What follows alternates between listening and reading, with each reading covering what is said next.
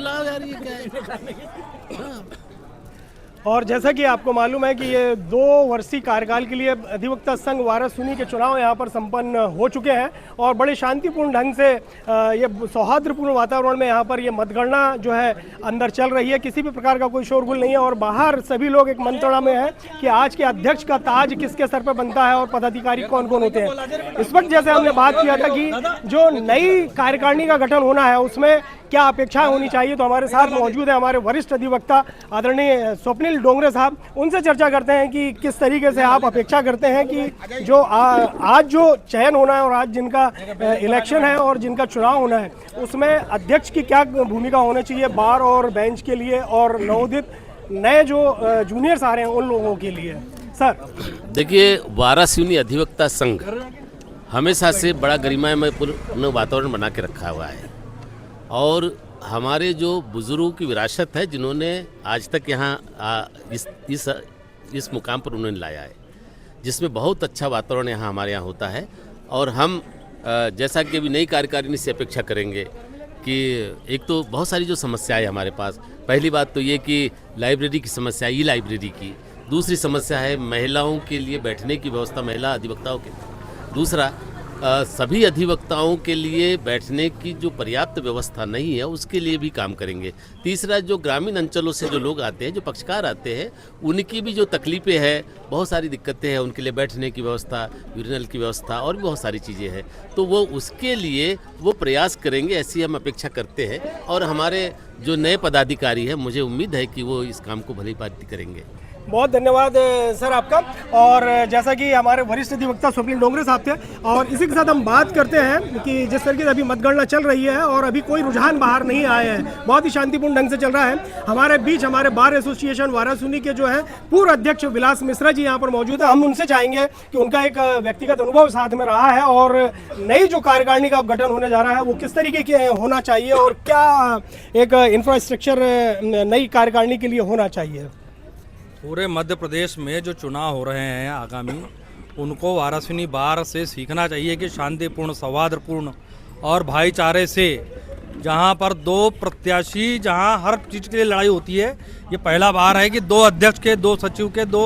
उपाध्यक्ष के, 2 सचिव के प्रत्याशी दोनों गले में हाथ डाल करके एक साथ वोट मांग रहे हैं और मतदाता भी उसी तरह मुस्कुरा करके दोनों का एक साथ स्वागत कर रहा है। तो ये भी समझ नहीं पा रहा है वो प्रत्याशी कि हमको वोट देने वाला भी है कि नहीं देने वाला है, और जो जीतेगा वो भी अभी तक नहीं बता सकता कि मैं जीत जाऊंगा, और जो हारेगा उसको भी अभी तक ये नहीं मालूम कि हार जाएगा। और इतना कॉन्फिडेंशियल चुनाव जो अधिवक्ता संघ वाराणसी में हुआ है। और दूसरी बात कि प्रजातंत्र की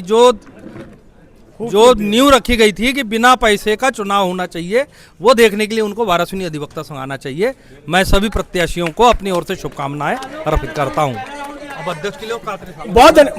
बहुत धन्यवाद साहब। और ये पहला रुझान जो है अभी हमारे बीच आने का है, लेकिन इस बीच हमारी चर्चा है जो वो चर्चा चलती रहेगी। बोलता बालाघाट के लिए मैं सुशील गणवीर के साथ यहाँ पर पुनः मौजूद हूँ। अधिवक्ता संघ से सीधा लाइव जो है ये प्रसारण चल रहा है। पूर्व अध्यक्ष, इस वक्त मैं थोड़ा सा ब्रेक लूंगा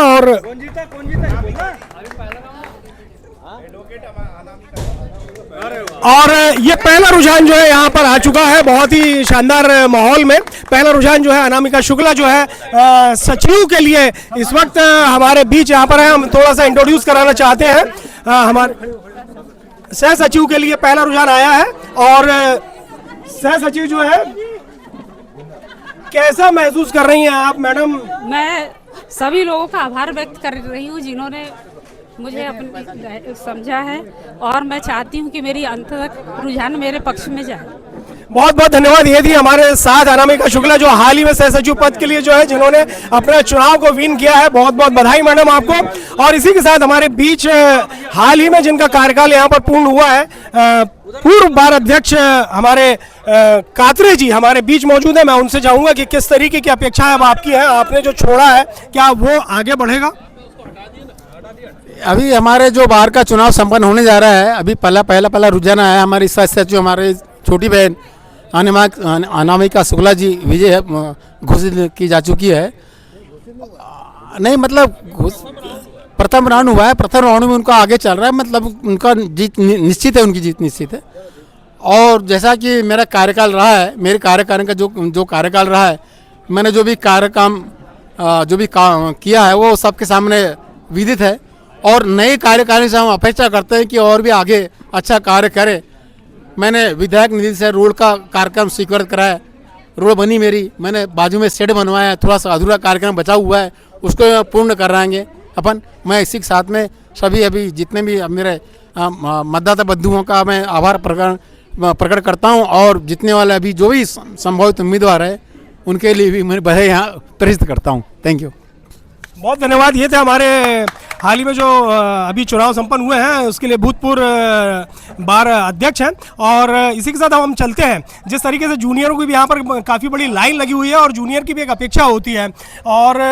निसंदेह ये होना चाहिए कि जो अध्यक्ष है वो एक और जैसा कि एक बहुत ही दिलचस्प पहलू यहाँ पर है कि बार एसोसिएशन के लिए पहले ही 10 कार्यकारिणी सदस्य जो थे वो पहले ही निर्विरोध निर्वाचित किए जा चुके हैं, और सिर्फ 4 पदों के लिए जो है यहाँ पर गहमा गहमी रही है, अध्यक्ष, उपाध्यक्ष, सचिव और सह सचिव पद के लिए। तो इसमें टोटल मतदाता जो रहे हैं 202 मतदाता हैं, और आज जो मतदान हुआ है 188 मतदान यहाँ पर हुआ है, यानी एक बल्क क्वांटिटी में, एक जो कह लें अपन 90% जो है एक तरह से मतदान हुआ है यहाँ पर। अब हम यहाँ पर चलते हैं, अधिवक्ता जाकिर हुसैन हमारे बीच हैं, हम उनसे जानना चाहेंगे कि किस तरीके से अपेक्षा करते हैं जूनियर्स को लेकर और सीनियर्स को लेकर कि क्या डिग्निटी मेंटेन होनी चाहिए बार और बेंच के बीच में। अधिवक्ता जाकिर हुसैन साहब, मेरा आज जो अधिवक्ता संघ का चुनाव संपादित करवाया गया और बड़े सौहार्दपूर्ण वातावरण में ये अधिवक्ता संघ के चुनाव संपादित हुए, और बड़े हर्षोल्लास के साथ तमाम जूनियर्स और सीनियर्स ने जो कांधे से कांधा मिलाकर, और तमाम पदाधिकारी जो इस चुनाव में जिन्होंने कहने का मतलब अपनी किस्मत आजमाने के लिए जिन पदों पर चुनाव लड़ा था, आज वो बड़ी मोहब्बत के साथ उन्होंने अपना यहाँ पर एक परिचय दिया। और हमने देखा कि आज इस चुनाव में हमारे ऐसे अधिवक्ता भी यहाँ शामिल हुए जो काफ़ी लंबे वक्त से बाहर हैं, और काफ़ी लंबे वक्त से वो लोग बाहर चले गए थे, और कुछ लोग कहने का मतलब वृद्ध होने की वजह से और बीमार होने की वजह से नहीं आ पा रहे थे, उन्होंने भी अपना उत्साह अर्जन किया। हम नई बॉडी से ये उम्मीद करते हैं कि वो बड़ी संजीदगी के साथ इस बार को जो है बहुत ईमानदारी से अपने कर्तव्यों को निर्वहन करे, और बार की जो कहने का मतलब आमद राशि है उसको बतौर अमानत के उसका यूज़ करें, और एक ऐसा यूज़ करें कि जिसका यूटिलाइज जो है वो पब्लिक के यानी पब्लिक के हित में भी हो और तमाम अधिवक्ताओं के हित में हो। हम चाहते हैं कि हमारे बार में ऐसा एक्सटेंशन हो कि जिसमें कहने का मतलब नए अधिवक्ताओं के बैठने की व्यवस्थाएं हों, ई-लाइब्रेरी जैसा हमारे बड़े भाई स्वप्निल डोंगरे साहब ने बोला, तो हम ये चाहते हैं कि तकरीबन इस बार में 5 कंप्यूटर सेट जो हैं वो लगाए जाएं, ताकि नए लड़के लड़कियां जो हमारे एडवोकेट बन के आ रहे हैं वो वहाँ पर रिसर्च करें, वहाँ पर रूलिंग्स वगैरह निकालें, कुछ ई कोर्ट्स के सिस्टम को समझें, और अपनी वकालत को जो आने वाले वक्त में डिजिटल वकालत हमारी जो होने वाली है, तो हम चाह रहे हैं कि इस बार का तमाम अधिवक्ता जो है डिजिटल अपडेट हो। उसके बाद हम चाहते हैं कि यहाँ पर बेहतरीन वातावरण में एक अच्छे काम हो वकीलों के हित में, अधिवक्ताओं के हित में।